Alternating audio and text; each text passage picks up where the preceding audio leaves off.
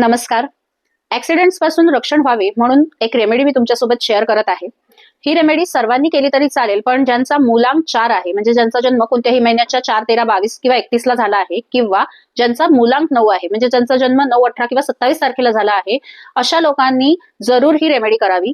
कारण आजवर केलेल्या कन्सल्टेशन्स मध्ये हे समजून आले आहे की मूलांक 4 आणि मूलांक 9 वाल्यांचे सर्वात जास्त ऍक्सिडेंट्स होतात. 2 दिवसापूर्वीच आपल्या राज्याचे उपमुख्यमंत्री अजितदादा पवार यांचाही विमान अपघात झाला. विमान अपघातात मृत्यू झाला. जेव्हा तुम्ही त्यांचा डेट ऑफ बर्थ बघाल तेव्हा कळेल की त्यांचाही मूलांक 4 होता. आणि असे अनेक लोक आहेत ज्यांचा अपघाती मृत्यू होतो आहे. मृत्यू हा प्रत्येकाचाच अटळ आहे, जो आलाय त्याला जायचेच आहे. परंतु हा मृत्यू करुण नसावा, अपघाती नसावा, अपमृत्यू नसावा, इतकी इच्छा आपण नक्कीच ठेवू शकतो. तर ह्या अपघातांपासून वाचण्यासाठी 3 छोट्या रेमेडीज आहेत. कोणताही खर्च नाहीये या रेमेडीज मध्ये, परंतु ह्या तुम्ही नक्की करा. सर्वात पहिले म्हणजे जेव्हा पण तुम्ही प्रवासासाठी निघत आहात त्यावेळेला तुमचा स्वर चेक करा.